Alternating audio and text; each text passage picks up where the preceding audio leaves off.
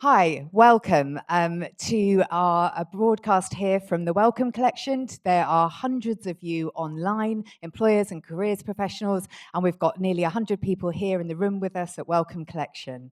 I'm Erica Chamberlain, and I head up our strategic business engagement team at the Careers and Enterprise Company, where our mission is to let every young person find their best next step. Now, we know to do that, young people are going to need meaningful experiences of work, and the Gatsby benchmarks of good careers guidance that have just been recently updated really give a definition of that being having access to multiple, varied, and meaningful experiences of work. But unless they can really articulate that during those transitions into their next steps, then those experiences are not going to be fully utilised. So this is our second excellence seminar for employers, and I'm really excited about the topic today. I think we're going to explore the return on investment that you as employers can get from entering into this and preparing young people for application processes. So young people, particularly those with the most barriers, are not really feeling confident telling the story of who they are and their value and the skills that they bring when they're going through those application processes. And this means that fewer young people from disadvantaged backgrounds are making successful transitions, and employers are really missing on a diverse talent pipeline. So I just wanted to give you a few data points before we go over to the panel on kind of why this is really important. So we have something called our Future Skills Questionnaire, and that takes data from over 250,000 young people now. And what that's telling us is that despite young people feeling confident about their skills by the time they get to year 11, what they are generally not feeling is they're not, those who are eligible for free school meals are not confident talking about their skills when they do get to those application processes. We've got 45% of young people saying they don't feel confident talking about them during the interview process. And then that reached to 50% who don't feel confident about things like assessment centres and those application processes. So there's a really big gap there that young people are able to articulate. And more needs to really be done to bridge that gap. And that's what this is about today. You as employers, you really hold the keys to do that. You know what it takes for a young person to say what you need, the skills that you need. So you can really help them to understand that and help educators to understand that too. So today is the first step in doing that. Our employer standards for careers education is a framework and a tool that can also support employers to do that. We've had over 1,000 employers self-assessing and trying to improve the quality of their outreach. Our data from that says employers are helping. You're doing a really great job. You're helping with interview practice. You're helping with applications. But what's not happening is those broader ranges of application processes. So there's only 34% of employers, and they are the most engaged who are using our tool, who are actually helping around assessment centres, psychometric tests, presentations, many of the things that you're going to need to do when you go into the workplace to make a positive transition. So I hope today we can hear about some of the things that are happening already and some of the ways that some of you employers who maybe aren't doing some of this might be able to take that first step to do a bit more. So I'm now going to hand over to our really experienced panel. We're really lucky to have them with us today, and our chair. Serena Baines is the CEO of Movement to Work, which is a charity dedicated to tackling youth unemployment. Serena is seconded from Accenture, where she consulted on change management and digital transformation, and she led lots of initiatives to level the playing field and build workforces that better represent the diversity of our society. So, Serena, over to you, and a round of applause for our panel.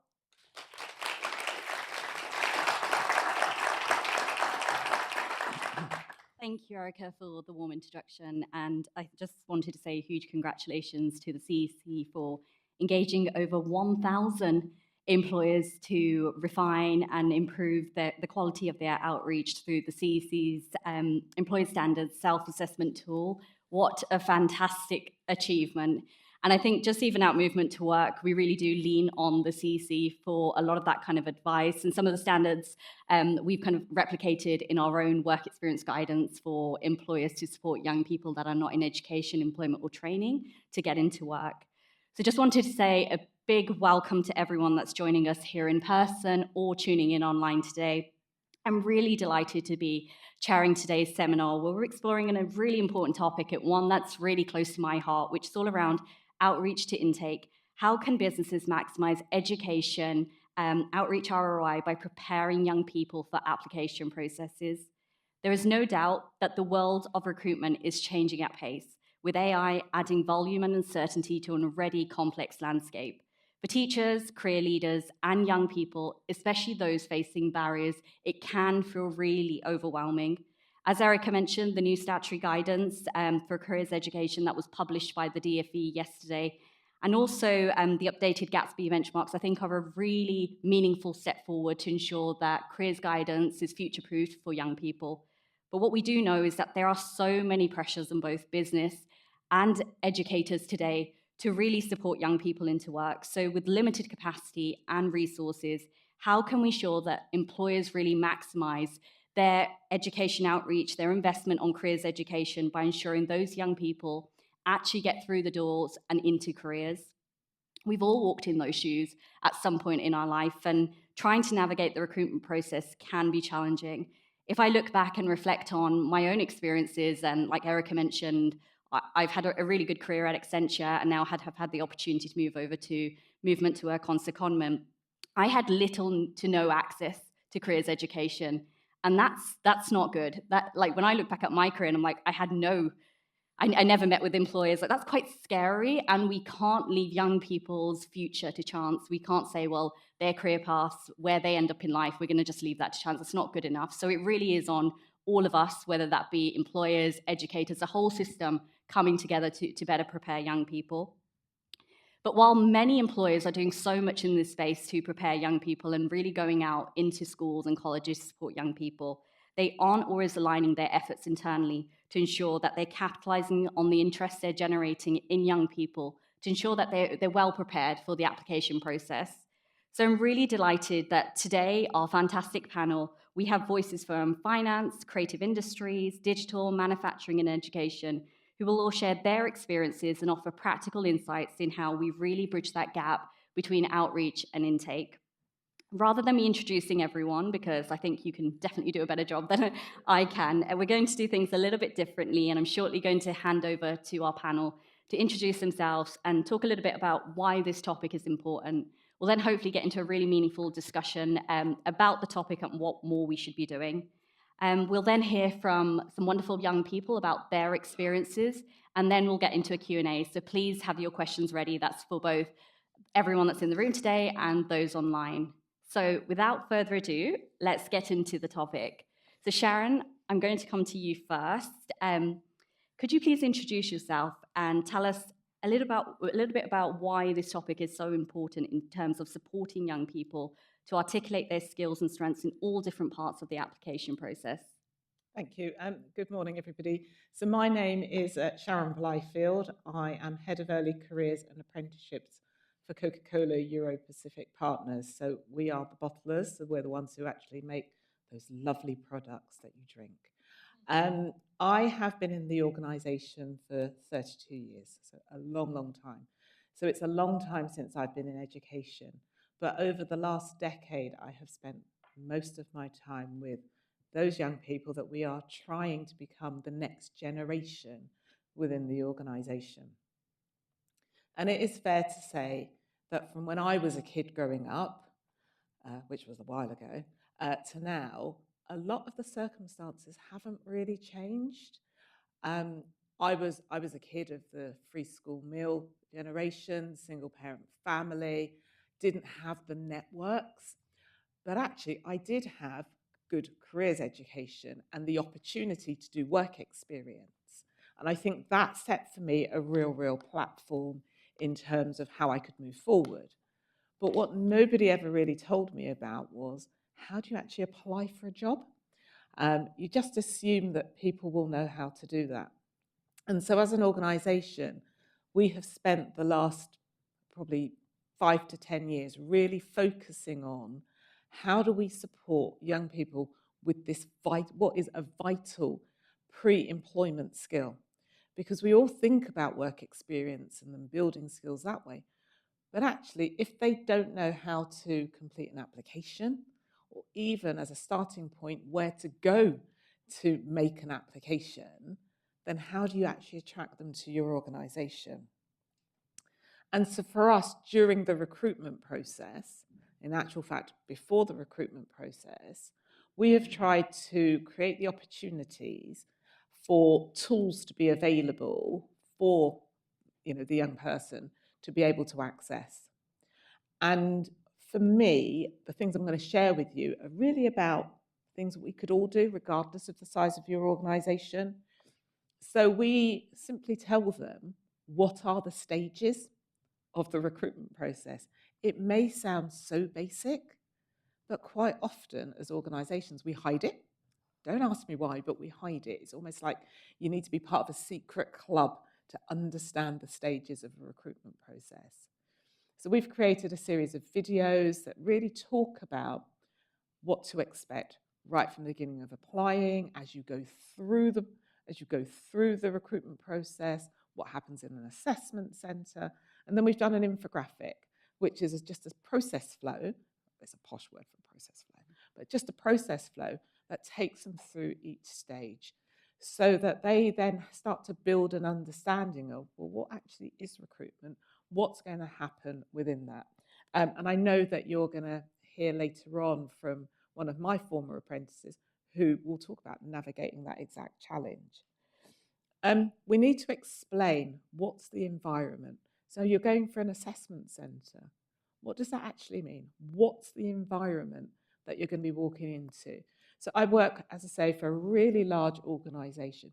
Can you imagine a 16-year-old walking into our corporate head office for their assessment centre? So what we aim to do is to try and do lots up front to be able to help them understand how informal it will be and how we want them to bring the best to that assessment centre.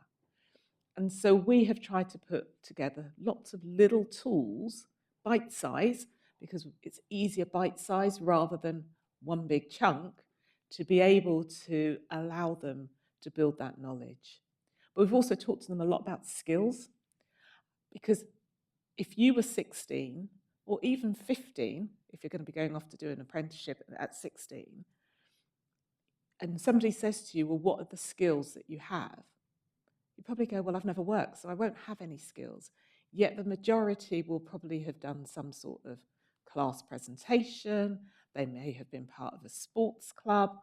They will have done some activity that doesn't necessarily involve earning a salary, so that they can actually draw upon.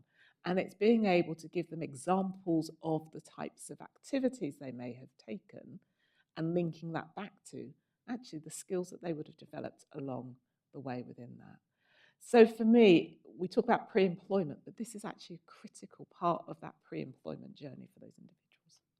Thanks, Sharon. And I feel like I've been drinking way too much Coca-Cola recently. It's getting a bit ridiculous. So just wanted to make that point. But I think your reference to skills is really important. And I think one of the things we need to really do more about is not just getting young people to think about like the other skills, but also the other life experiences that they have. They might not have work experience, but actually they have so much depth in terms of what they can bring to an employer, and getting them to really think about that more. So Ian, I'm going to come to you next. If you could please introduce yourself and tell us why all of this makes business sense for Lloyds. I know you've worked on an incredible guide with the CEC on this topic, so I'm sure you come with a lot of experience on what we should be doing. Yeah, it's a bit more like the School of Hard Knocks, I think, that gets you there. But I think that's the point, really, about the employer guide with CEC. So look, I could start off this. So I'm Ian Brown. I look after early careers and pre-skilling for Lloyds. And we could start off this, and I can go, look, last year, 112,000 young people went through experiences with us, which is slightly terrifying, actually. It's an achievement, but also terrifying. But of course, our journey didn't start off this way. Our journey started in the middle of the pandemic, when somebody asked me, would you mind having a look at our education offering? Which, of course, if anybody's going to look at an education offering, the middle of a pandemic is an excellent time to be starting to do that.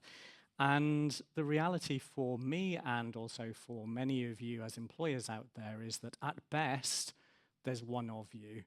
At worst, it's one tiny part of one of the things that you do.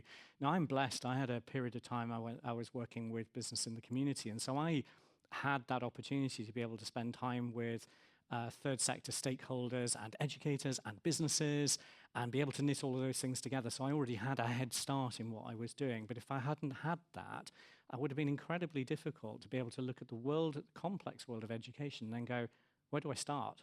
How do I get going? What's the right thing to do? Where's my data going to come from? You need to have a guide, and you need to have some friends to help you along the way. And it is about interlock, because at the end of the day, I think it's kind of like my tired metaphor for this is kind of like, to get to the answer that we need to, it's a jigsaw puzzle of many different pieces.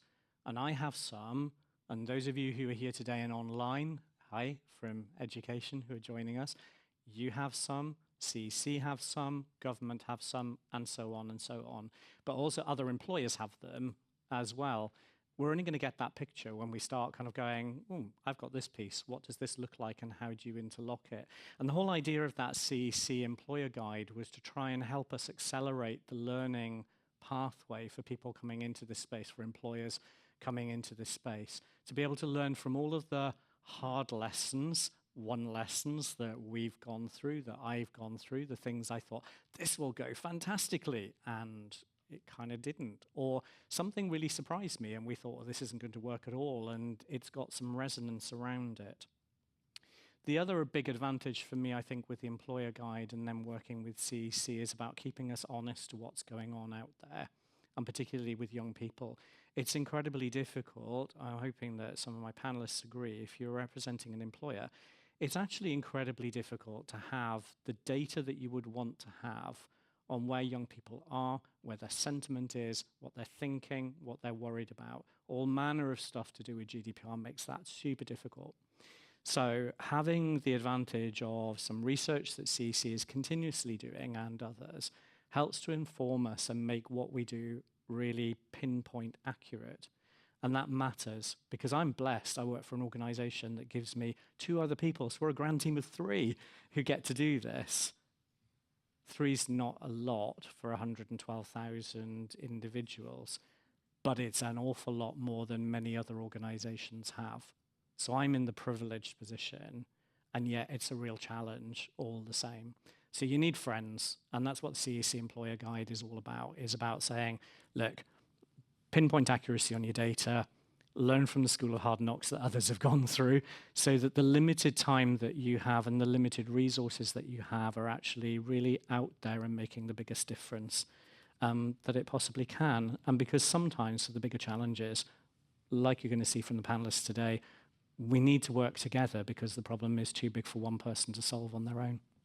Thanks, Ian. Yeah, I couldn't agree more. This is very much a system coming together as opposed to trying to solve for a challenge alone. It's too big a problem to try and solve singly. So Amy, I'm going to come to you next. If you could please introduce yourself and tell us how important is it for a sector like yours to support young people to be application ready? Yes, so good morning, everyone. My name's Amy, and I work for a brand that you won't have heard of in comparison to Coca-Cola and Lloyd's. So I work for a company called Framestore. We make visual effects for film, TV, commercials, theme park rides, VR experiences, you name a screen, essentially. And we're relatively large in our sector, so we work across things like Paddington, Barbie, Deadpool, Wolverine, some of the projects that we worked on recently.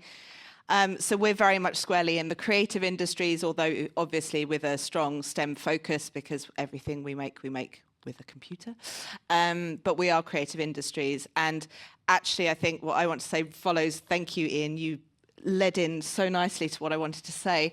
The creative industries have a specific focus in this space of applications because, of course, we don't rely on CVs, cover letters, application forms, whatever you're using, anywhere near as much as most other industries. What we rely on is portfolios, portfolios of creative work, depending on what kind of role the young person's applying for.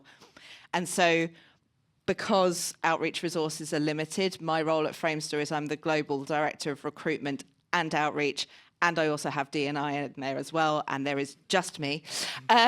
So yeah, definitely one of those people who's doing it amongst many other things. I don't have the time or the resource to be able to help young people with everything to do with their application process. But what I know is there are employers out there who are helping with CV preparation, cover letters, applications, assessment centres, etc. So what that means is, as the creative industries, I can focus on the bit that is specific to me, and that is portfolios. And so that's where I focus my efforts. And it's a really different thing, but I actually think it really helps young people in some of the other parts of the process, because when they're presenting a portfolio, it's much easier for them to articulate skills without realizing they're doing it. When I was working on this piece, I struggled with this thing, and here's how I solved it. And they do that naturally talking through a creative piece, and they don't realize they've just talked to you about a problem they've solved. So actually, portfolio prep is a really great way to help them articulate skills. The other thing that I think we can really help with in this process, and that I tend to focus on, is the social media of it all. So often young people are told, lock that social media down, make everything private, don't let an employer find it, this would be a disaster for you forever. And actually our take is much, much different. Why don't you curate an Instagram profile that has photographs you take, short films you've made, whatever it might be? Actually, again, that can allow you, even in a non-creative job, to speak to some of the skills you've got, some of the interests you've got, who you are as a person. So actually talking to young people about curating their social media is a real big part of what I talk to them about, not just hiding away from the fact that we all have online lives as well as physical lives. Thanks, Amy. And I think that point around kind of focusing on what matters most for your industry is really important. There's no need to kind of reinvent the wheel on everything else, because there's others that are doing great stuff in that space already. So Andrew, wanted to come to you next. So Erica spoke at the start of today's seminar around some of the data around young people and what they're telling us. And ultimately, 45% of Year 11 learners who are eligible for free school meals don't feel confident about talking about their skills in interviews. That's really, really worrying, given where we are now, and ultimately that's their opportunity to, I guess, prove themselves at the very, very beginning. Could you please introduce yourself and tell us, why is it vital to have employers complement the work of schools and colleges in this area? I'm Andrew Kilgore. So my background is I'm a teacher for 35 years or so, and in the latter part of my teaching and leadership career in school, I became a careers leader, and subsequently I've taken on that role since I finished my teaching career 3 years ago, and am now exclusively a careers leader in a school. What I would say is, I started teaching in 1988, and actually at the time when I started teaching, we had 2 weeks, everybody had 2 weeks work experience, and as a tutor, every tutor went to visit their students on work experience. I was working in a school in Leicester at the time, and that was a standalone 2 weeks. There was a little bit of prep before it, and a little bit of post-work after it, but other than that, that kind of was a bit of an island. It sat alone as our bit of careers sort of work. And other than that, we didn't really do very much else. What I have started to really recognise over the years I've been in several schools, working in several schools, is that when I've observed teachers and talked to teachers, they are very confident to talk about going to university, because they all did that. They're terrified about talking about apprenticeships, because they didn't really understand what they are and what they meant. They're just a name they've heard about. And so when you actually set, for example, if you put something into your tutor program that all the tutors in the school were going to talk about something about apprenticeships, the reality is a lot of them just won't do it because they're frightened to do it. So they avoid it. They'll put something on a picture on the screen, or they'll say something, but then they'll move on because they don't want to be asked questions about it, because they won't know the answer, and teachers don't like not knowing answers, etc.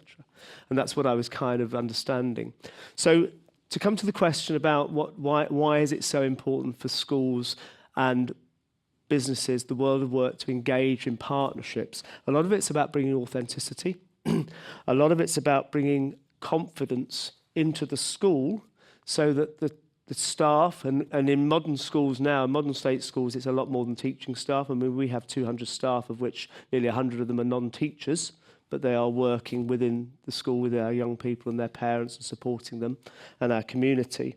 It's about bringing confidence and authenticity. So every time an employer comes into the school and does any kind of activity where the teacher is there in the room, in whatever role, even if it's just an observatory role or whatever, they are actually getting some CPD. They're getting some training because they're hearing the person talk about, I'm going to explain to you all what an apprenticeship is. I'm going to take you through all the stages of what an apprenticeship is, the levels and so on. And the teacher's hearing this, or the member of staff is hearing this, and they're absorbing it. So the next day, when the student in the form says, oh, you know, what was it they said about apprenticeships? Suddenly I feel a little bit more empowered to answer that question because I know what they're talking about.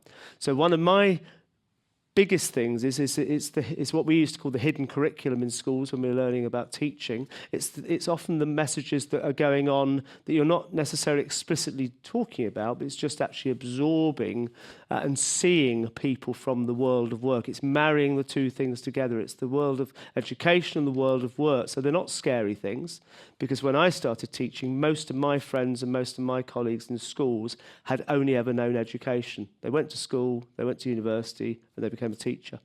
So actually the world of work seemed like just some kind of distant, fearful thing. And we'd use expressions like, oh yes, this would never happen in the world of work. And actually, as I've got to know more and more people in the world of work, of which teaching is actually part of that world of work, and what I've realised is actually we all experience the same sort of problems, the same sort of issues, the same sort of challenges. We're all in the same world, but we didn't think that, and that's not how we viewed it. So authenticity, marrying the two into partnerships rather than just asking people from businesses to come in and do things, but think about what's in it for how's it a two-way process. Those are the sorts of things. Thanks, Andrew. And I think your point around pathways is really important. There's not just one path today to get into the world of work and be successful. There's so many. And I think giving young people the opportunity to explore different routes, see what works best for them is so important. So Holly, finally over to you. Could you please introduce yourself and let us know what's the role of SMEs in this space to really prepare the next generation of talent to secure a role within a small business? Yeah, good morning everyone. My name's Holly Whittles. I'm Director of Purple Frog. We're a data analytics consultancy based in the West Midlands. But I also have a national policy skills role with the Federation of Small Businesses, where I'm working with them on championing skills and apprenticeships. So small businesses are the gateway to local communities. FSB's done a lot of work around this, and they've done a report called Big Heart, where it demonstrates that businesses need to be working more closely with education to actually prepare them for the world of work and get those work-ready skills. They did a survey which came out that 35% of young people in a secondary school said it provided them with the skills they needed to run a business. And actually the data got worse when it got to sixth form. Only 30% felt that it had given them the skills they needed to go into the world of work. 47% said they found course material useful.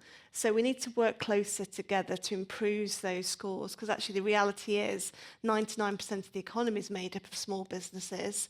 So they're probably going to be working for a smaller organisation. And these small businesses are turning over millions of pounds, employing hundreds of people. So we're not just talking about micros. So my belief is that education establishments need to be proactive around this and actually engage with the small businesses and help support the delivery of that enterprise level education. And in FSB's report, Generation Entrepreneur, they endorse the 2 weeks worth of work experience, and that the government can then look to embed enterprise level education into the curriculum.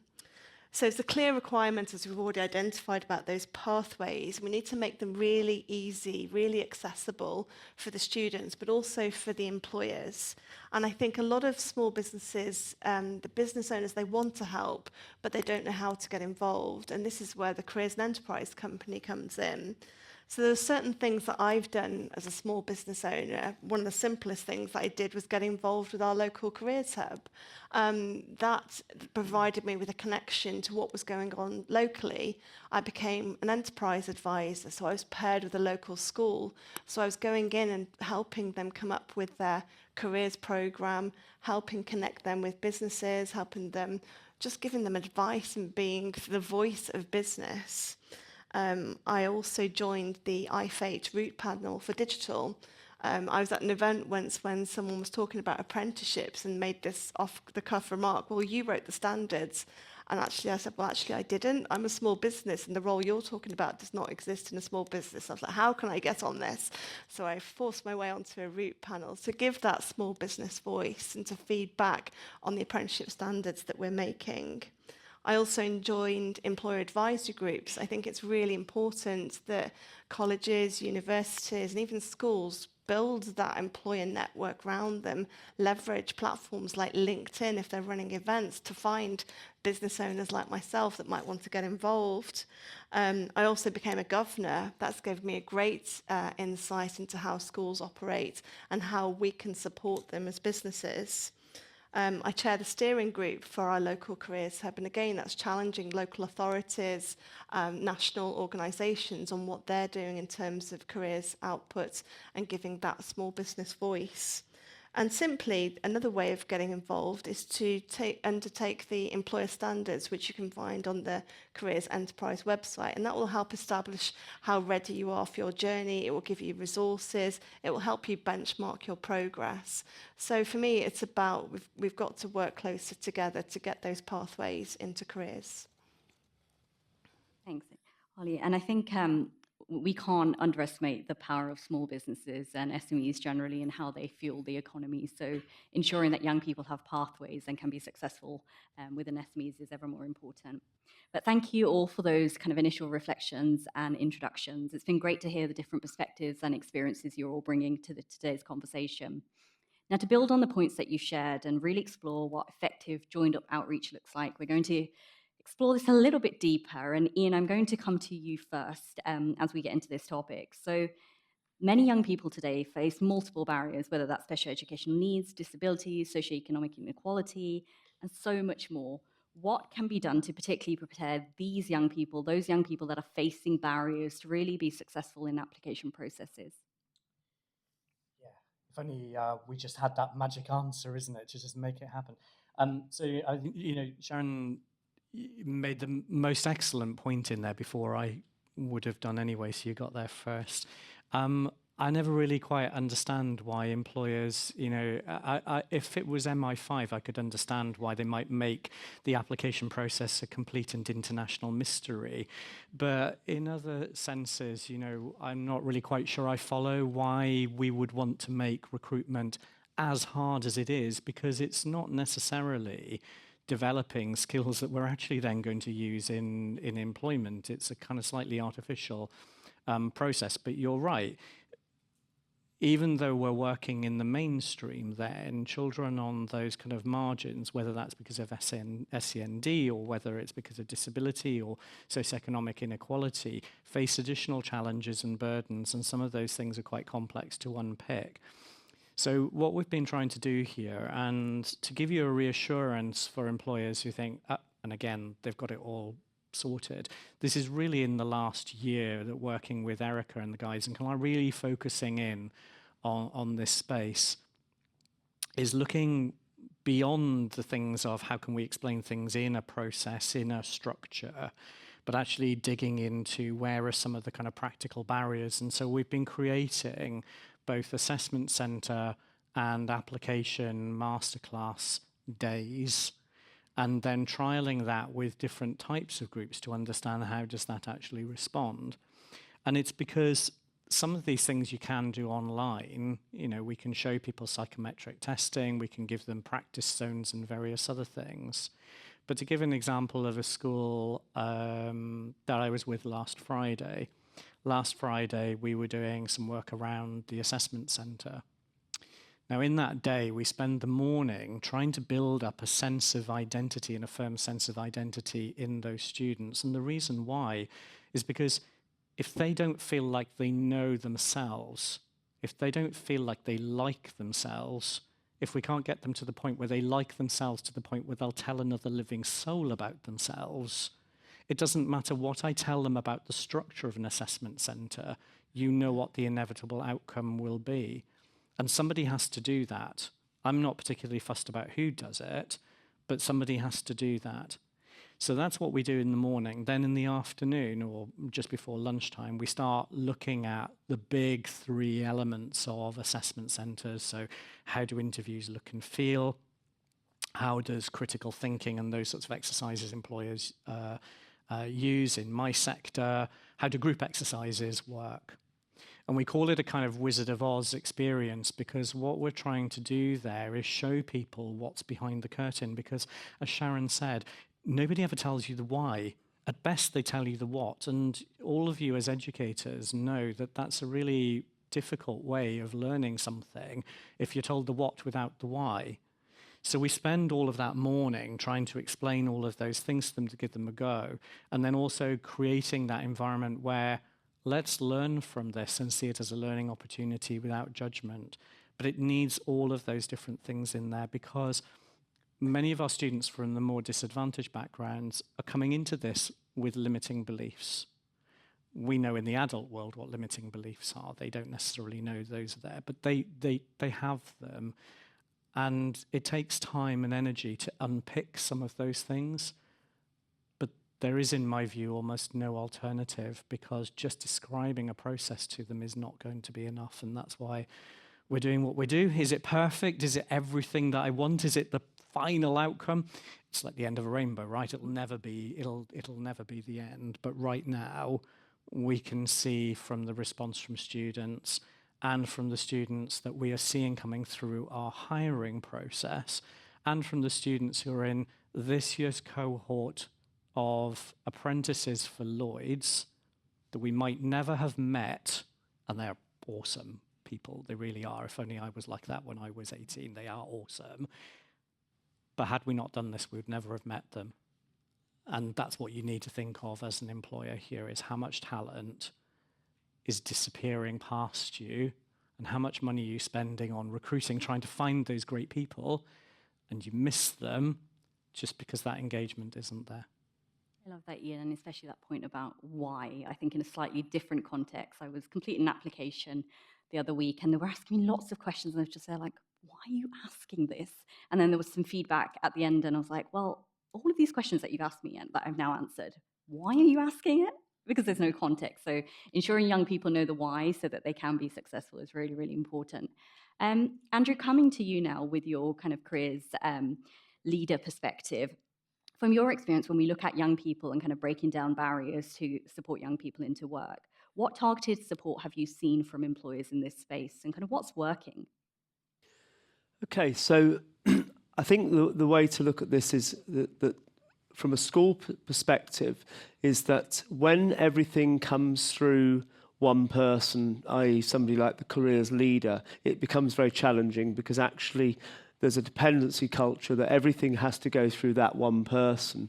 So what I've found, a bit like Ian, these things hit points where you have a light bulb moment, you see something happen that you realise maybe is sustainable, may work further down the line. And so a lot of it is about building relationships. It's about understanding what the school needs and the children and the parents need, but it's also working out what the businesses can offer and what their capacities are, and then building those sustainable relationships. And in terms of targeted, that comes once you start to understand each other better. So we work, or I've built up partnerships and relationships now with a lot of employers, many SMEs and many large organisations. I've built up an enormous alumni network, which I started in lockdown when I didn't have much to do. So I started an alumni network on LinkedIn. I think I've got about 240 former students, many of which I've taught in that network. And they're hugely powerful, because I can have a meeting with, for example, a particular part of the school where we have a unit of children who are on the verge of exclusion, something called Thrive. And I'll say to them, what sort of things would really help support these youngsters? And they say, what we really need is we really could do with having a couple of former students who perhaps have been through this journey, come back to school and just talk about their career journey that may not have been a linear one wonderful progression, but talk about some of the knockbacks they had along the way and how they've navigated those and whatever. And I know that I can call from my alumni network now. I know exactly who I need. I need such and such who I taught when he was a right toe rag in year 9, but I now know that he's gone on and he's doing this, and he'd be the ideal person. And then in other forms, it would be about people who are excellent presenters, who will be excellent communicators, who we could use for a large audience, perhaps to lead an assembly or lead a whole talk, and give that person the opportunity to talk to a large group and really showcase good communication skills and talk to them about why those are so important. But if I put the wrong person, if I put my alumni youngster in that situation, not very well prepared and not really clear about why they were being asked to do that, and just say, come and do a career talk to a large audience in our school, it may have actually a regressive effect. It may have a negative impact that we then have to work on for a number of months, years afterwards, because those young people have seen something that didn't go well, the teachers have got a poor impression, and so on. So it's all about getting the right audience, the right person or people for the right group. Knowing your staff, I work very closely with a whole range of staff, heads of year, what we call progress leaders, Senkos, TAs, teaching staff, leadership, to make sure that whenever we offer something, if we want to have a group of 30 students, how do we get the right group of 30? We can use the data, that will give us some help, but we also need someone who knows the students well. And I can't know every student well and what their needs are and what their benefits are. So it's actually working with a whole team of people. And over time, what I now would find is a lot of our business volunteers will come into the school and lots of the staff know them. So they say, hi, John, it's great to see you again. What are you into to do today? And over time, then you've got a network of people that mean that they don't have to come through me, because the staff will go directly to them and select the right activity with the right students at the right time. Thanks, Andrew, and really well done on setting up that alumni network. I can see how that would add so much value, because the people that you're bringing back in from kind of different employers have actually walked that same journey as the young people that are now thinking about what's the next career for them and where is that kind of path for them going forward as well. So I can only imagine, like, being in those shoes, having someone that maybe had come from my school coming in and showing me, well, actually, this is where I started off and this is where I am now, would be so important and really relatable for young people. Amy, from your perspective of the creative industries, can you tell us a little bit about the different activities that you're undertaking to prepare young people for application process and what benefits you're seeing in this space? Yeah, absolutely. So I'm glad Holly's here, because the creative industries, of course, are a massive majority of small and micro businesses. That's what the creative industries are made up of on the whole. And what that means is, in terms of having impact and creating success, is it's very hard for individual employers to do that. So where we've seen success in our sector is through industry collaboration, and you and I were talking about this earlier. One of the real success stories of the creative industries, I think, has been the ERIC app. So the ERIC app was founded by Sam and May, who may even be watching. And they founded ERIC pre-pandemic, and it was really in response to the fact that the creative industry still have an issue with nepotism and hiring within networks of people that are known and those kind of things. And they really wanted to address that. So they started off by having in-person events where they brought together all sorts of people from across the creative industries to meet young people. Cut to the pandemic, in-person events wasn't practical, and they moved to an app format. And the app serves multiple purposes. It's an entry point to the creative industries for young people, but actually, more importantly, it addresses the point that Ian was talking about earlier, where he said it's really hard to know as an employer, particularly if you're a very small employer, what young people need and want. And that's what the ERIC app does. So as an employer who's part of the ERIC app, you can survey they're several thousand young people, anything to do with your application process. You can say, if we put this application form out there, what do you think? Does that work for you? Would you know how to answer it? And you get a whole bunch of feedback. You can survey them on what they like, what they don't like, what they find intimidating, all these things. So you can actually get direct feedback, and it's creative industry. It's a pool of young people who are interested specifically in our sector as opposed to other sectors. Also, if you're putting anything out there, so you're putting an advert out for your apprenticeship program or whatever it might be, before it goes live on the app, it gets run through a bunch of Eric's employees who are all the target audience themselves, and they give you feedback and they say, oh, we think you should adjust this or move this around or use this language instead of this language. So it's a really, really great way of making sure that what you're doing is as relevant and as useful to our young people as possible. So that, I think that's one area where we've seen success, is working together and having that mechanism for communicating as a sector with young people rather than as individual employers. And then the other side is, so I spoke about portfolios. Portfolios can be really challenging for young people to know whether they're good or not. With CVs and interviews, even if there isn't an adult in your direct network, a parent, a carer, whatever, who can help you with that, typically there's someone at school, there's someone, there is a support worker, there's someone who can help you look at that and at least spell check it and those kind of things. With a portfolio, you end up with what I call the X factor. So we all love the early stages of things like the X Factor because people come on a terrible, and we think, why are you on this program? How did you possibly think you were good? And the answer is always, well, my mum said I was good. And portfolios fall into that trap. A young person's made a piece of art of some kind and they show it to their significant adult and they go, oh, that's lovely, darling, let's put it up on the fridge. But actually, from an employer perspective, it's absolutely awful. So we wanted to address that. So again, the visual effects, games and animation industries, who all share skill sets, came together to put in place an online mentoring platform. It's through an organisation called Prospella, so it's all safeguarding, safe for young people to use. We can have anyone from the age of 13 and up on that platform. And we have several thousand employees from across all of our businesses signed up to be mentors on that platform. And one thing a young person can use that mentoring relationship for is to share their portfolio and get feedback and to work with that employee on how to improve their portfolio and what they should be looking at and those kind of things. And that's a really great way, again, working as a sector to try and help support young people with a challenge that perhaps other adults in their life can't. Thanks, Amy. And I think there's a common theme emerging here around collaboration. I was doing the voiceover for one of Movement to Work's videos for our summit that we held in April. And the one thing that's kind of stuck from that voiceover, and the thing that I said was, why go alone when we can go together? And I feel like that is really kind of resonating in the conversation we're having now.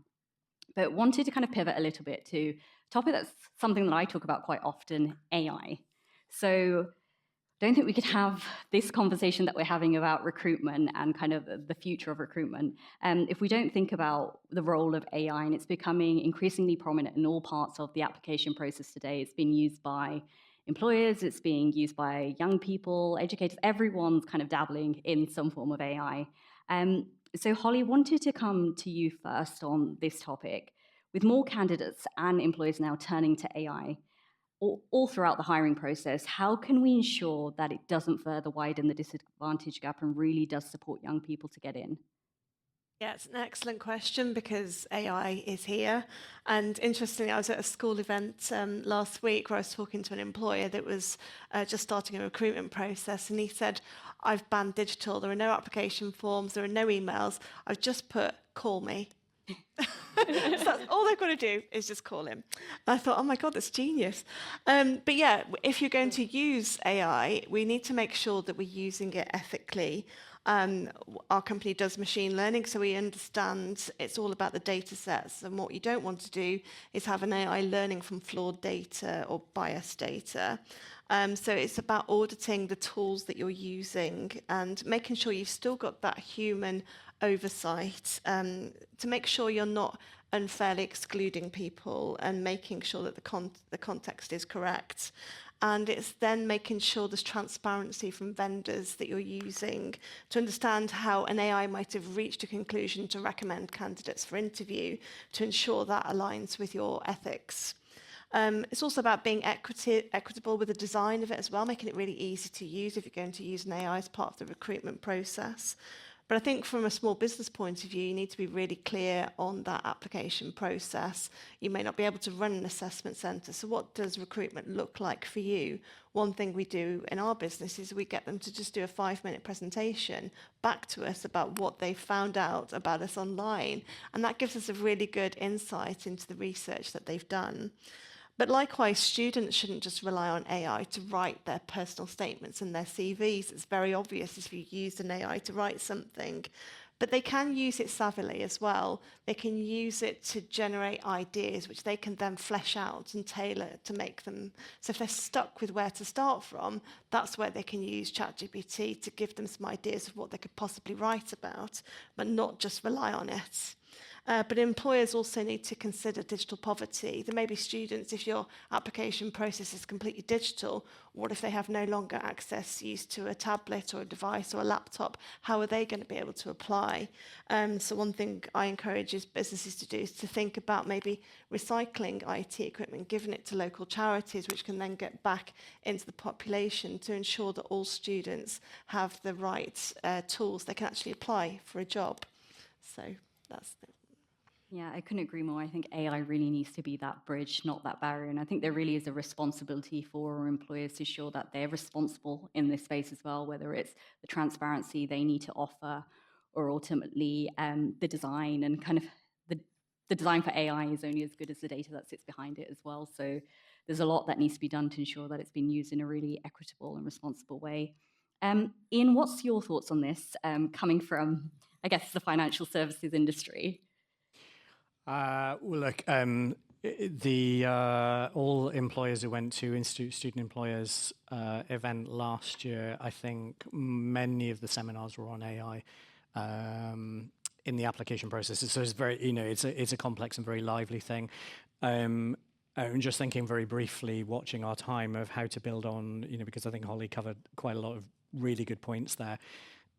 I think for me, and there's a very personal opinion, rather than going back over the application process, we are at a point where AI has appeared in front of us so rapidly that inevitably students have not a lot of context around AI and suddenly found themselves with a life experience of applying to work and a new tool that's just appeared in front of us. So probably the bigger question, and I'm not going to give an answer, I'm probably going to give a bigger question for us all to ponder on, is how can we make sure that next year this experience is better and the year after and the year after? Because AI is not going anywhere, it's here to stay. So how can we make sure that for young people it's not sprung on them as a tool that they've suddenly got to learn how to use and manipulate around a life event at the age of 17? Because we should be now thinking about how are we introducing AI and the concept of AI and how to use it to good in key stage 3 and possibly earlier. But I think it's just looking at how can we just avoid this just being sprung on people at the worst possible time. Yeah, I think that's really important. We did some research at Movement to Work towards the end of last year, which was all around exploring the potential of AI, particularly generative AI, to support young people into work. And what we found is that whilst most young people are aware of Gen AI, only around 14.5% are actually using it to support them into work. And the reasons being either they don't know how to use it effectively, or they think employers will penalize them if they were caught using it. But actually the employers that we spoke to as part of that research actually said, even if young people won't be using AI in the job, by using it and showcasing it in a really meaningful way will allow them to really think about all the other skills that matter ever more. Yes, and I'm mindful of our time, but what's interesting is when you run that same data and you talk to university students who sometimes are competing against our school students for the same jobs, they hold fundamentally different attitudes and capabilities around AI, which creates a vastly uneven playing field.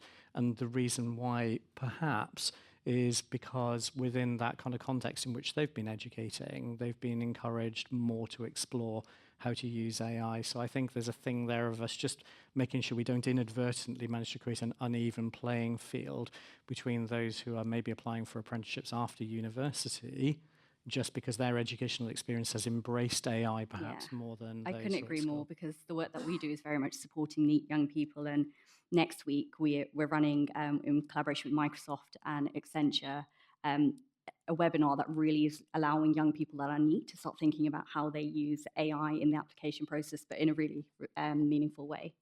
I think we could talk about AI for forevermore. Generally, it's something that I think we're all passionate about and have a perspective on.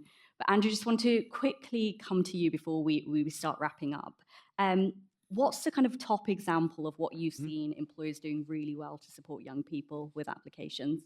Okay, so yeah, I would say that the best examples I could give would be to picking up on what Ian just said about, going to Key Stage 3. So we, after a long time of thinking about how do we really engage in this whole idea of careers in the curriculum, we worked with our enterprise advisor, who is brilliant, very, very closely. So myself, our enterprise advisor, and our senior leader in charge of teaching and learning worked in partnership over a period of time to develop something that we've called it our 4Rs curriculum, but it's basically taken from Skills Bill, which I know many people will be familiar with. We took the skills and we focus everything around the skills. So in our Key Stage 3 curriculum, in every subject, across year 7, 8 and 9, there is a focus in one unit of work where the entire focus, even though the scheme of work will still be volcanoes of its geography,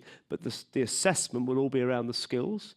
And the students are introduced to those skills from the time they join us in school. And we talk about the skills all the time. The skills are reported to parents, and we built this. The model was designed and built with our EA based on her experience she works in early careers and then in coaching and training of young apprentices and grads, using the same kind of assessment tools that she uses when giving feedback and appraisals to those youngsters. And we've just put it into a slightly more school language and format. So we use that all the way through. And then building on that, when they get to Key Stage 4, we work with another employer who we've built a very close relationship to carry on with that model, so that we then developed how do we turn those skills from the curriculum, where students have got those competency-based skills that they can articulate from what they did in maths or computing or anything else, to start to help them develop those. And the thing that we mentioned earlier, how do they, when they know they've got those skills, how do they articulate them? We've built into our year 10 and 11 and so on, workshops around introducing them to the whole recruitment process. We do mock interviews in year 10, 11, 12 and 13, and we're starting them in year 9 next year. So we'll do them every year. Slightly different each time, but always based around competency-based questions and answers. We have mock assessment centres, which we do for all of our years, again starting in year 10. So we're trying to introduce them to all the different parts of an application process and expose them to that. And what we're doing is using what I would call a very good teaching practice, which is where you scaffold things and then you gradually remove the parts. So we train them almost to understand that they need to answer a competency-based question with an example using the STAR model, but we allow them almost to read one to start with and then gradually remove the framework until the fact that by the time they're older they should be able to tackle any of those questions confidently. And what we have found, just to finish the point, is that one employer who we work closely with, a large employer locally, said that our school this year had the highest number of applications for apprenticeships to their organisation of any school in the East Midlands. And obviously, I'm not saying we want all of our youngsters to go to that organisation, and they won't all be suitable for it. But from my point of view, the fact they've actually gone through an application process, even if it's completely inappropriate for them in the end, doesn't really matter, because they've actually engaged in an application process that previously they would have deferred on and on and on. Makes sense. So I was going to come to the rest of the panel for top tips, but we'll save that for the Q&A, because I'm sure that will come out. And we really want to make some space for, I think, the voices that matter most and young people, and hear from their experience of how employers have supported their journey into work. So I'm really pleased to introduce three fantastic young people. We have Faris, a Year 13 student and member of CEC's Youth Advisory Group. Faris is due to take an apprenticeship at Thames Water later this year.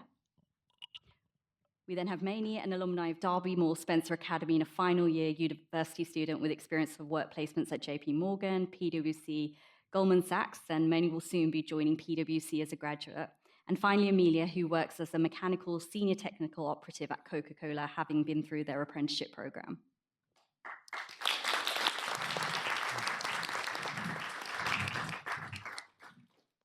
Hi everyone, I'm Faris, I'm a Year 13 student. I'm also part of the CEC's Youth Advisory Group.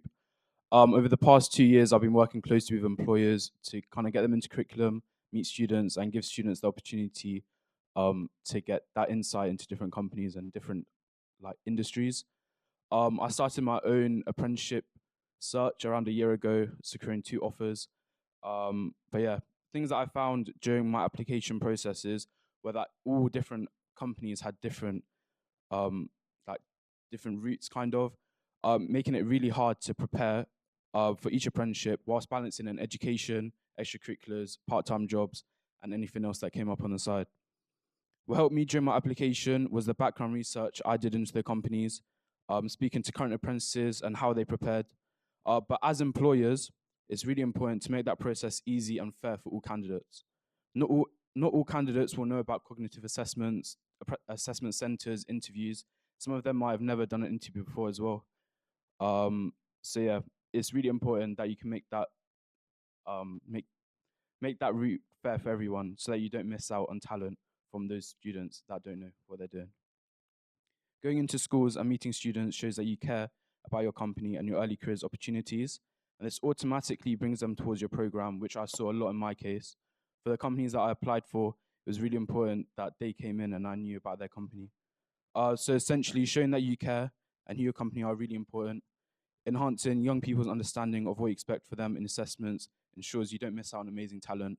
And I'd also like to bring up that point again that was brought up earlier about the why behind parts of the interview. Because for me, a lot of what I realized was that I was kind of getting asked questions I didn't really know why, and how is this gonna affect me, and how is this gonna affect my application. So I think really making it clear, showing the why behind it as well is really important. Thank you, Faris. My name's Manny. I'm a third year university student at the University of Leicester, and I'm 2 exams away from graduating, which is quite scary. But in September, I'll be starting a graduate role at PwC, and I'm actually a living, breathing example of Mr. Kilgore's alumni group on LinkedIn. Amazing stuff, by the way. But so I would say that a lot of stuff that's helped me throughout, 5-6 years of being part of looking at employment and careers and stuff like that. I would say, I had an opportunity from Derby Moor, my school, in year 13, where we actually came to Goldman Sachs in London and stayed here for 3 days. It was an amazing opportunity. We did stuff like trading simulations and networking and stuff like that. And that was a great way to sort of look at corporate life and working in London and how that is. And it was me and 9 other students, and I came to London and I loved it. I absolutely loved like working here and corporate life and stuff like that. But I was also with peers that they thought that it wasn't really for them, and that's completely okay. So I think it's really good to look at industries and give people the exposure of how it is to actually work in the working life that we were talked about there. And if it's not for you, then that's okay. And externally, I actually went through the Social Mobility Foundation, which is a group that sort of helps lower socioeconomic backgrounds. And I did JP Morgan twice with them, which was great. And with that, it was great to do, networking there as well. I still speak to a mentor there as well, which is great. And, I think that sort of built me up later for all the assessment centers and stuff that I did, because through the Social Mobility Foundation, I did mock interviews and mock assessment centers that helped me with my application to get my graduate role now at PwC. So that's great stuff. Pass you over to Amelia. Thank you. So, hello, I'm Amelia. I'm a mechanical and electrical engineering technician at CCP, or Coca-Cola Euro Pacific Partners. But long story short, my job is to fix the machines that make the drinks we all know and love. Before that, I was an apprentice. I had the opportunity to work with Sharon. So I was an apprentice, well, way back then, it feels like now. But before that, I was at school. So at school, I was very much focused towards an apprenticeship. And I said that to my teachers. I said, I want to do an apprenticeship. I don't want to go to university, got no interest. And they were like, okay, well, how do we support you? I said, well, I don't know. That's why I'm asking you. Literally, I didn't know what to look for. And when these came out, and they were like, well, we can help you write a personal statement, which is very much guided towards the university route. They didn't know much about the apprenticeship route, which is following on from our lovely panel earlier. So my school was very good about preparing us for interviews, and that was a very conventional, formal face-to-face interview. When I went to my first assessment centre, as they were once called back then, I didn't know I was going to have to work with a group of individuals who I'd never met. How do I come across as confident, and how do I, without being cocky or arrogant, how do I show my personality when I'm working with people in a group on a project I've never even heard of? But also, as a big advocate for women in STEM, as you can imagine within my role, I very much, with Meccano, so one of my assessments for working at Coke all those years ago, was I had to build a Meccano helicopter and follow a set of instructions. It wasn't about the end product, it was about how I got there. Now, growing up as a young girl, I was always, of course, I love Lego and stuff like that, but using tools such as Meccano, they inadvertently perpetuate gender bias, some very big words, but they're aimed at young boys. Those tools such as Meccano, they are aimed at young men. And growing up, I felt very disadvantaged. As a young woman going into engineering, I wanted to work on that.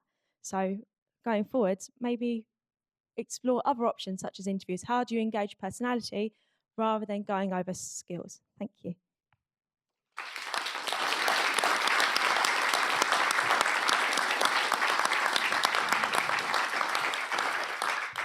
A big thank you to all three of you for speaking today. I think it really does take a lot to speak in a room like this, and just very well done on everything you've achieved so far. No doubt you'll go on to have really successful careers. So now we're going to open up for a bit of a Q&A with the audience. We'll take a couple of questions from the room first, and then a few from our online audience. When you do ask a question, if you could please just start by sharing your name and the organisation you're representing. So a roving mic should be going around. We take one from up there first, and then we'll make our way back down.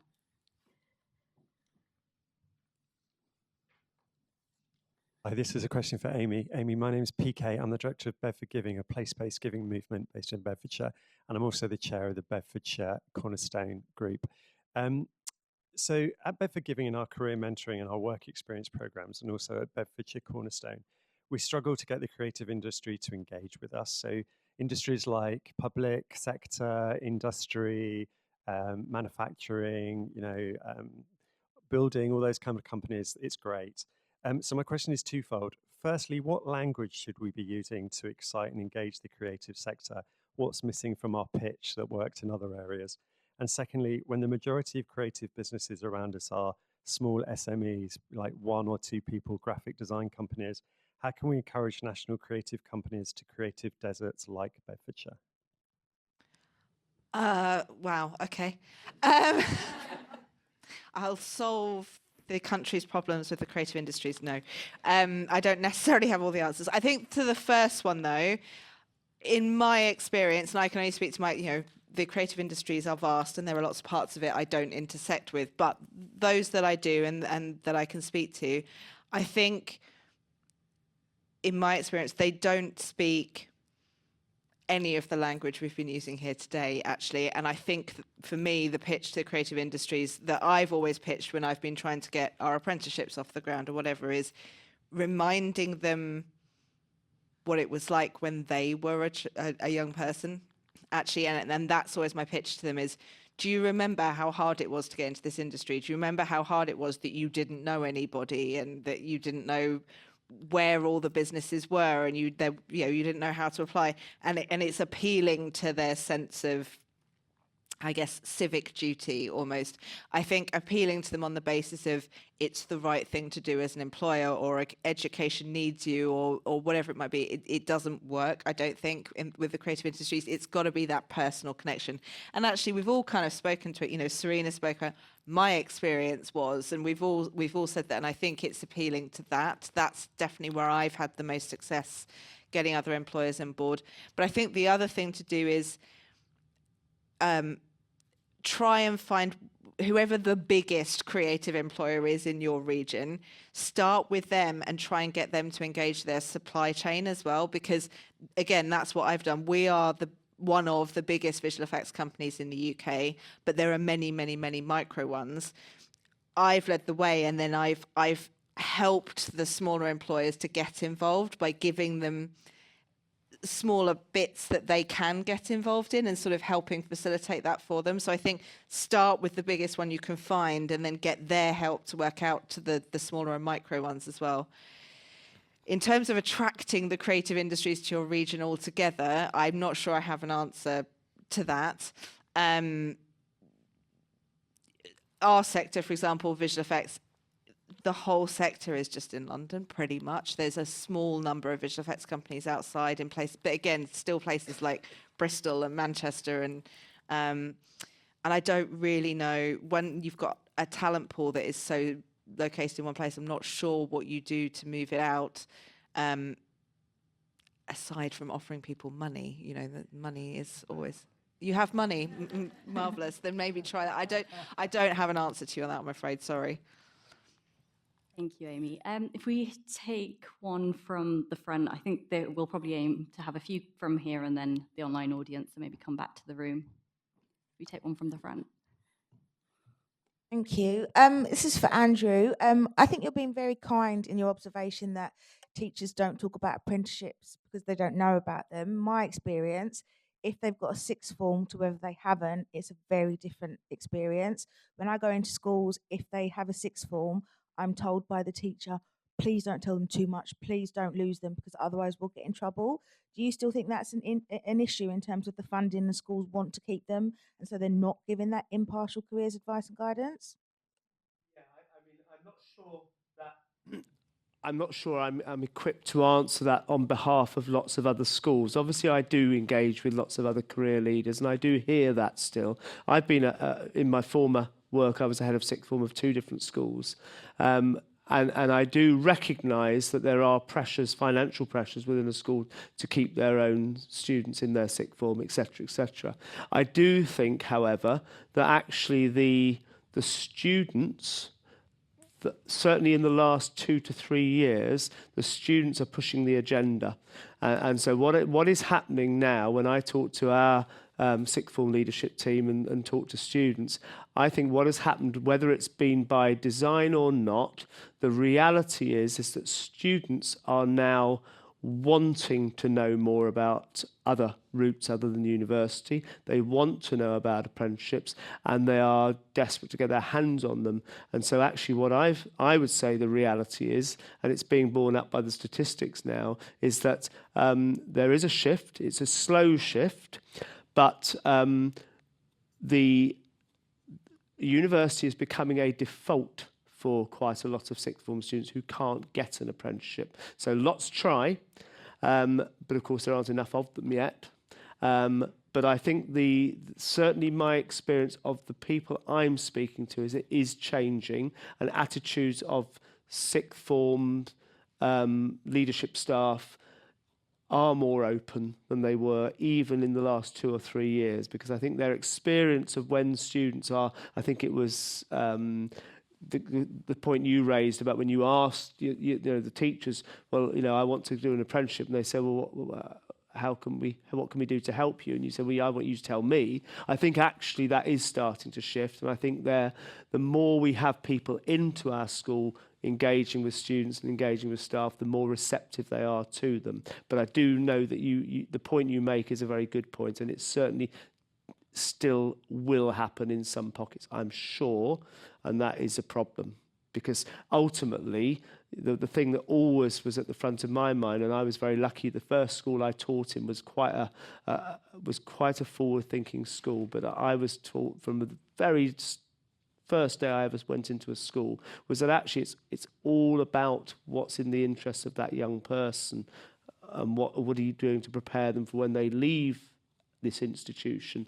And whatever you may think, whatever prejudices you've got and all the rest of it, you have to remove those from your vision and what's in the interest of the young person. If the young person wants to know what the options are, you have a duty to share those with them and encourage them to go down the path they want. Thanks, Andrew. Shall we go to our online audience for a couple of questions now? Thank you. There's been lots of discussion on the online audience. I'm going to try and squeeze in 2 questions together and then open it back up because I know there's some hands in the room as well. So the first question, both are for the panel broadly, but the first one is thinking about AI again. So do the panel have any advice they could share on how to ensure AI supports rather than replaces the thinking process of young people in applications? And then the second question is a little bit more about engaging internally. So picking up early on the point on often you're one person in a team, or maybe you've got a small team that's doing this type of outreach.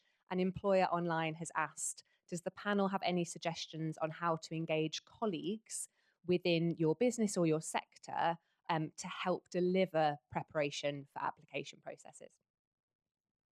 Who wants to take the AI question first?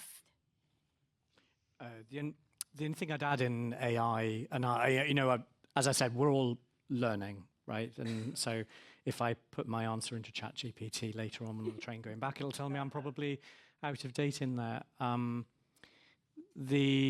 take my guide from there are other employers who are being much more adventurous in AI, and they're taking a stance at the moment of actually students' engagement with AI through the application process is helping us to understand how well they've developed those skills. I don't think Lloyds is yet in that adventurous position.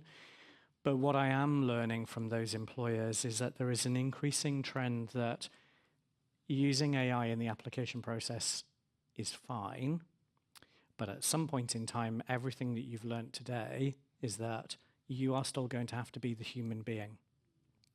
And using AI to get through the early stage of an application process is fine, but those who are at the leading edge of accepting AI in the application process are increasingly finding that the people turning up at an assessment centre are not the same people that they invited. And I think it's really hard to give the answer on like what's the right thing to do, but I think that's probably something if I said, lodge that in your brain, because really it's like, why are you making this application process, everything we do around application, why are you doing all of this? You're doing it to score the right, to get in front of somebody, to show them how awesome you are. Yeah, couldn't agree. You need to make sure that whatever you do is going to be congruent with who you are. Yeah, it needs to, as I always say, like multiply your potential, not replace it. And I think there is a role for employers to ensure young people have that transparency. Where can and can't you use it, and what can you use it for? So that, back to Ian's point, it's not a completely different person that turns up for the interview. And then just quickly on that point around engaging colleagues to help deliver application processes, and they're kind of through the recruitment process as well. Yeah, so I'll come in on that. So we have a lot of apprentices, we have a lot of graduates. They all have line managers who have to support them. And so to be able to ensure that the line manager can support them in the right way, we encourage our line managers to participate in any of the activities that we're doing, even if that's actually going out to career shows and career fairs and things like that as well. But I think the biggest thing here, and no one's actually mentioned it, is that we try to encourage them to be part of the CEC work. And so Erica's obviously here, enterprise advisors. So that's one of the things that we're working on is how can we get them to become enterprise advisors? And we start with those who are passionate about it, who are passionate about supporting young people. And actually, what we then find, it's more of a ripple effect, because they hear about somebody going off to do something, and the next thing is you go, well, I would want to do that. Why don't I have that same opportunity?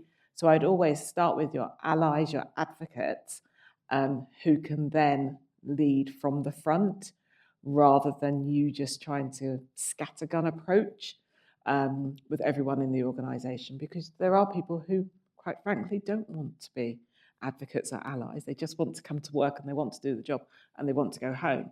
So therefore, tap into those who are passionate, but also tap into, I've got Amelia here today. She got a message from me to say, can you support? She's actually the voice that they want to hear from. They don't want to hear from me, they want to hear from her. So actually leverage all of your early careers, because that way then you'll just multiply it out. Yeah. Should we take one final question from the room? Just pick anyone. Thank you. My name's Laura Giddings. I'm from the South Midlands Careers Hub. So here with my chair from Bedford and from Northampton. So a question I have, and I always ask this question at these kind of events because we always hear about the success and the power, and very much it's to that youth voice. But I meet so many young people who come out of universities or do apprenticeships and have nowhere to go, or they're trying so hard to get into an apprenticeship, but all they're receiving is bounce back after bounce back saying thanks but no thanks, with no offer of feedback. So I think it's, I can see a few heads nodding at the front, and I think we're talking about recruitment processes, about how transparent it should be coming in, but do you think more can be done with the you're a great person, but you're not the right fit for us? Do you think more can be done by large employers as well as the small ones about giving some of that feedback? Otherwise, again, to the comments that are made, talent is passing us by because we're not helping signpost them or giving back that tiny bit of feedback that they've missed for the 15th time. Do you want to take that question? Really good question, and I was doing some apprenticeship assessments last year for people, and the candidates that had applied, some of them clearly had the wrong skill set for the job. So the job that we were looking for was an apprenticeship in digital marketing, but the person that applied was clearly a videographer, and he wasn't going to get the experience working with us that was actually his strengths. So rather than just rejecting him, I actually gave him some feedback and said, look, this isn't quite right for you. I then connected him with other businesses in the area who I knew were videographers. I spoke to the college and said, please refer the candidate to that.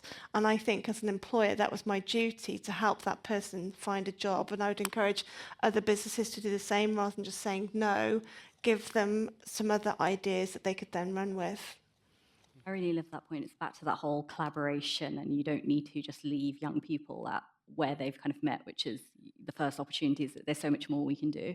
Can I just come in on that? Yeah. You go, Sharon. All I was going to really add is that when we hold assessment centres or interviews, we also look for the pipeline for the other roles that aren't necessarily apprenticeships or graduate programmes.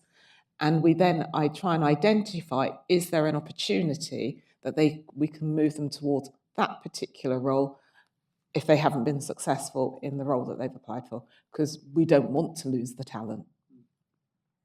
And I just wanted to add, where someone's applied for a job that they were right for, but perhaps they just weren't the best candidate in that group. Sometimes I think the problem is there can be a lot of responses employers have to give, right? And so it becomes a volume issue, and then employers are like, I physically don't have time.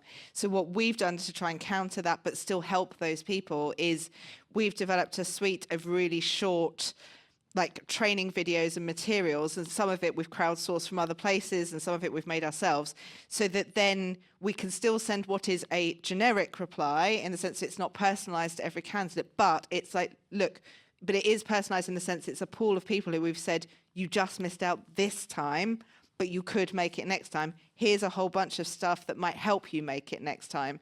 And that's a way of solving that volume issue, but actually still giving that young person some tools to walk away with. Thank you all. I think that's some really great top tips. So unfortunately, that's all we have time for in terms of questions, but there will be some networking towards the end. So if you're here in person, I'm sure everyone will be willing to take a few more questions a bit more informally. I think it's been really inspiring to hear from such a varied and experienced panel on how employers can play such a powerful role in supporting young people into the world of work by helping them navigate application processes. And I think in my role at Movement to Work, I see day in, day out how crucial it is to bridge that gap between education and employment. With nearly 1 million young people not in education, employment, or training today, we cannot afford to overlook just how important it is to not just prepare young people to be aware of opportunities, but to be ready to take them as well. And I think that's why outreach can't stop at just awareness or inspiration. It has to go further. It has to really equip young people with the tools, the support that they need to navigate the application process. And I think that's how we really turn outreach into a real opportunity for young people.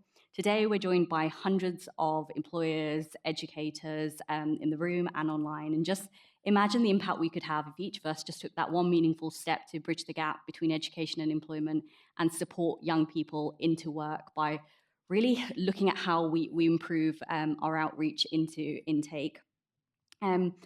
I think for us, it really is important not just to do that for the young people and their futures, but really to ensure we have a growing and productive economy. Getting young people into work, tackling youth unemployment is ever more important. And the only way we're going to do that is if we support young people up front, and the work that the Careers and Enterprise Company is doing is absolutely incredible to support that as well.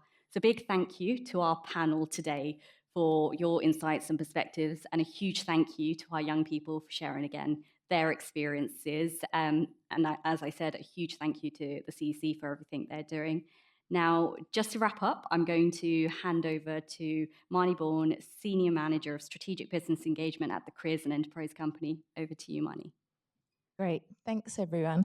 And thank you especially to Serena for chairing the panel so effectively. And thank you to our incredible panelists who give so much to so many young people, both individually and through your organizations, and so much to the CEC and our Careers Hub network. Incredible amount of time that they spend with us and with our young people, with our schools. And I'm sure you can hear the passion that they all have for what they do. I think it's really clear that we've had a couple of key messages come out and some really quick and easy takeaways for employers. Share your processes and your stages. Don't make that mysterious. Help young people know what to expect. Help young people to be confident to articulate their skills and their strengths. Collaborate, that's come up again and again. Don't try and do this alone. We at the CEC and our careers hubs and the many employers we work with are really keen to work with you to help you do this, better, faster, bigger, and help more young people. And I think for me, personal favorite takeaway is just remember the talent you'll lose and see you pass you by if you don't get involved in this type of work. So just 3 final requests of employers as you're sort of digesting the content of today's seminar, speaking of which there will be a recording available next week. Firstly, if you've not already used our employer standards framework and tool, please do.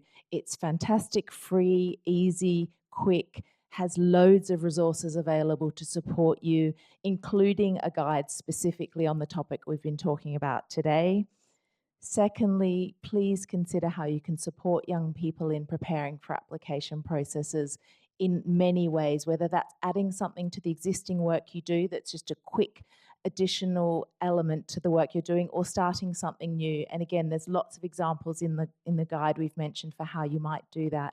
And then finally, please, if you're not already linked to your Careers Hub, please speak to your local Careers Hub. They really are so well connected. They will know the schools and institutions that need your help the most and will benefit the most from your support. So please do speak to them, particularly looking at what we've heard come up again and again as part of this is those opportunities for young people to go into the workplace and have a range of different workplace experiences. We've got a lot of new flexible models for young people to come in. It doesn't have to be the block experience. That can be great, but there's lots of opportunities for young people to come in on insight days and different things. So please do reach out to your local Careers Hub. So finally, just to say, for those of you in the room, please join us for a tea and coffee. And thank you so much to all that joined us online. Thank you, everyone.